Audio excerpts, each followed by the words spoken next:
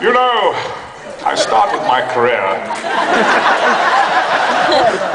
with the Royal Shakespeare Company many years ago. The actors there were superb, but not as good as the actors on Star Trek. Egotastic FunTime. Hey gang, I'm JP and welcome back to Talking The Orville on Egotastic FunTime. Today we're going to have a great time talking more about the Season 2 Orville shoot that took place at Cal State University Northridge, CSUN, where we learned that Jessica Zor is playing the role of a Selene security officer aboard the ship. But I thought Halston Sage was playing the Selene security officer aboard the ship. Well, what can I say, you guys? Things change. We just got to get used to it. But this isn't about that, okay? I have an update to a rumor that someone, well, me, started last week. Who's that? Who's that white-haired man? What? It kind of looks a lot like Brent Spiner. Is Brent Spiner making a cameo this season on the Orville? Kind of looks like him, doesn't it? In that episode, I speculated as to who the white-haired mystery man in the gray uniform Captain Mercer and the crew were meeting with could possibly be. Like I said in that video, my initial reaction to seeing these behind-the-scenes pics and vids is that the man kind of looked like Brent Spiner to me. You know, Lieutenant Commander Data from Star Trek The Next Generation, and if you don't know who I'm talking about, then I don't know what the hell you've been doing with your life. Are you prepared for the kind of death you've earned, little man? Some of you told me that it's probably Brian George who played Dr. Aronov in the pilot episode. And others said, oh, it's Victor Garber who plays Admiral Halsey. But if it was Admiral Halsey, he'd be wearing a purple uniform, not a gray one, okay? And in this video, you can see the mystery man standing in the background talking to some lady while Jessica Zor and the rest of the cast walk toward us. That's not Brian George or Victor Garber, you guys. I've watched this video tens of 20s of times, and my woman's intuition is telling me that that's Brent Spiner in the background. I even went to Brent Spiner's Twitter page on Twitter to see what I could drum up, okay? Brent only follows 103 people, so I checked to see if he recently started following anyone from the Orville's cast or crew, and wouldn't you know it, the last person he started following is none other than Seth MacFarlane. What? All right, first off, don't get excited. Seriously, spoiler alert, the mystery man isn't Brent Spiner. My bad. But the Orville is currently in the forefront of Mr. Spiner's mind, and I think that's kind of a crazy coincidence. Look what he just posted on Twitter the other day. Ever notice how much Isaac on the Orville looks like Mark Zuckerberg? During my poking and prodding on the internet to confirm my suspicions that Brent Spiner was in fact making a cameo appearance on the second season of the Orville, I was informed by someone who was present at the CSUN shoot that the mystery man was not being played by Brent Spiner. Now, unless my source is a plant by Fox Studios to throw me off the scent, which would make sense, sometimes I get close because I have the soul of a detective.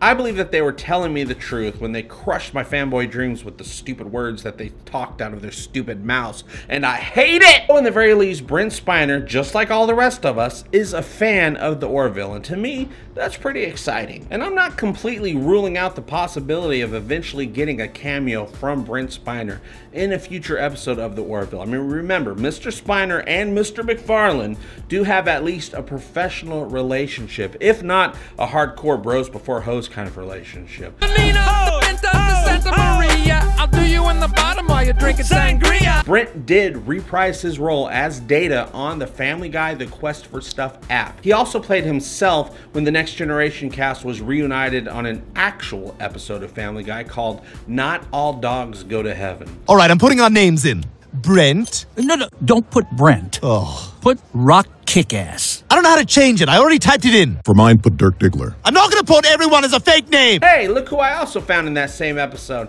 It's Derulio, you guys. That reminds me, can any of you tell me how many lows a Rob Lowe would rob if a Rob Lowe could rob lows? You can let me know in the comments below. I also wanted to give some other details about the episode being shot at CSUN that, like many other things that have to do with the Orville, do link back to Star Trek. For instance, this episode is directed by none other than Voyager's own Tom Paris, aka Robert Duncan McNeil, who also directed the episode Command Performance in Season 1 of The Orville. Speaking of Voyager, the Oviat library that they're filming in front of was used to represent the Mari homeworld in an episode of Voyager called Random Thoughts. That same library was also used as the setting for Starfleet Academy in J.J. Abrams' Star Trek 2009 homage to lens flares. With all the Star Trek cast, crew, writers, directors, producers, not to mention imagery, social commentary, and fandom that Seth MacFarlane has utilized to make The Orville such an amazing show,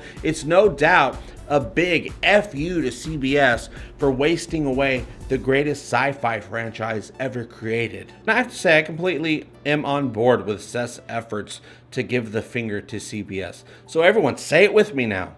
F you, CBS. Stupid Klingons. You're gonna have them all speak Klingonese through rubber masks? George became duty for all finite.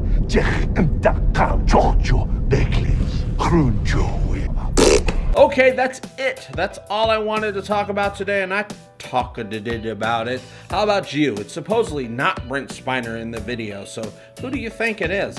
I don't know. If you know, please let me know, and I'll let everybody else know, because that's what I do.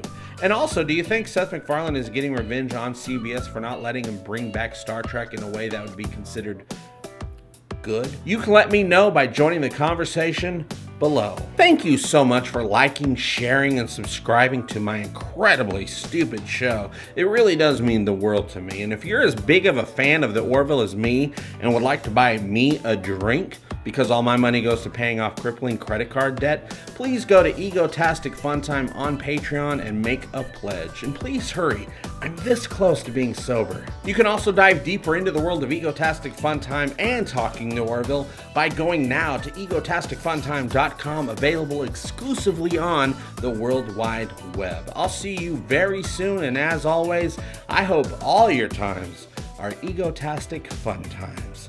Love you, bye-bye. Egotastic fun time, we're gonna have a great time. Egotastic fun time, give me all your money. Give him all your money. You will find it funny. Just give me money. I love money. Give me all your money. Give me all your money. Give me all your money. Give me all your money.